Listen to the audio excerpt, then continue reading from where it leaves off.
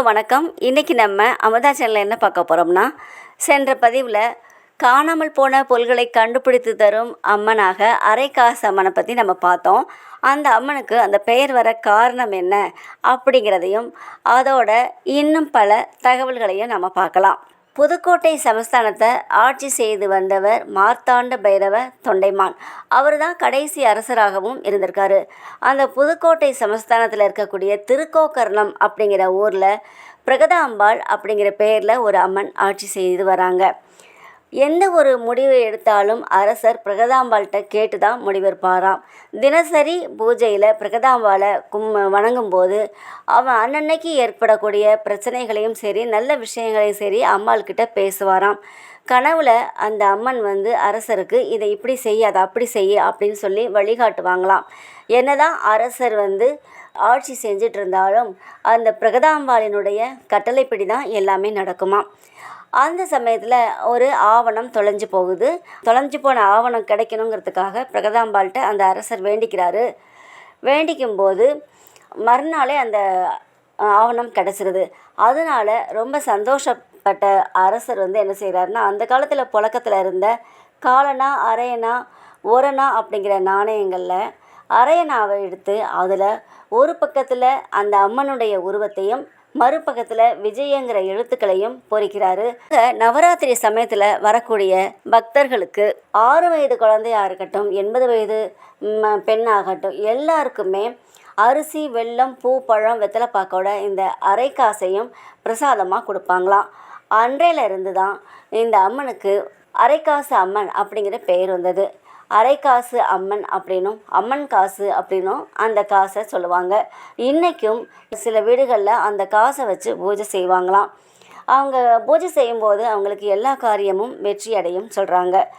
இப்படி ஒரு சம்பவம். அதே போல் அந்த காலத்தில் என்னதான் அரசர் அந்த சமஸ்தானத்தை ஆட்சி செய்து வந்தாலும் பிரிட்டிஷ் அரசாங்கத்தின் கட்டுப்பாட்டில் தான் இருந்திருக்காங்க.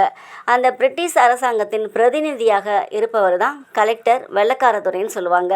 அந்த வெள்ளைக்காரதுரை என்ன செய்கிறாங்கன்னா, அவருடைய குடும்பம் இங்கிலாண்டில் இருக்குது. அந்த குடும்பத்தை பார்க்க போகணுங்கிறதுக்காக ஒரு நாள் கப்பலில் போகிறாங்க.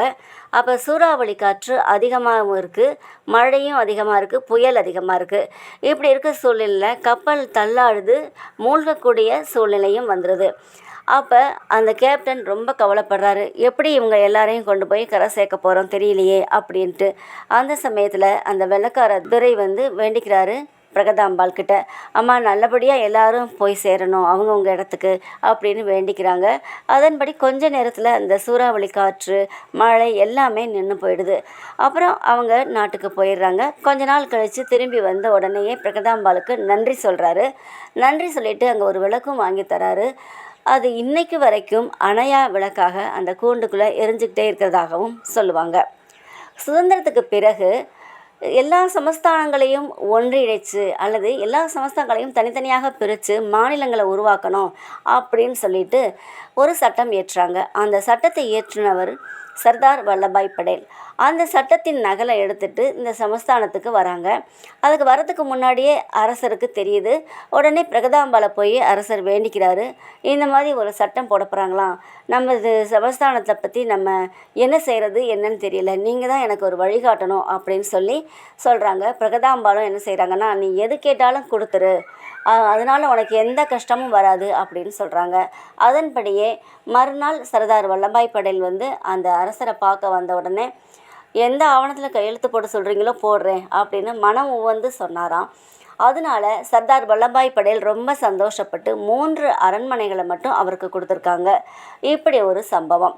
அதே மாதிரி புதுக்கோட்டையில் இருக்கக்கூடிய மக்கள் எல்லோரும் மகாபெரியவாளை பார்க்க போவாங்களாம். அவங்கள போய் வணங்கிட்டு, எனக்கு இந்த மாதிரி பிரச்சனை அந்த மாதிரி பிரச்சனை நீங்கள் தான் எனக்கு தீர்த்து வைக்கணும் அப்படின்னு சொல்லுவாங்களாம்.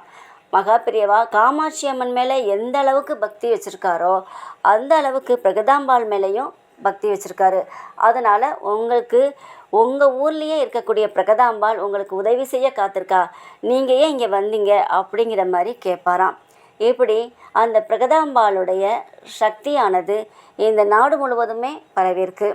அது அப்படிப்பட்ட சக்தி வாய்ந்த அம்மன் தான் அரைக்காசு அம்மன் அப்படிங்கிற பேரில் சொல்கிறாங்க. அந்த அரைக்காசு அம்மன் ரத்னமங்கலத்தில் குடிக்கொண்டு இருக்காங்க. அங்கே வந்த கதையை பற்றி அடுத்த பதிவில் பார்க்கலாம். இந்த பதிவு பிடிச்சிருந்தா லைக் பண்ணுங்கள், ஷேர் பண்ணுங்கள், சப்ஸ்கிரைப் பண்ணுங்கள். நன்றி, வணக்கம்.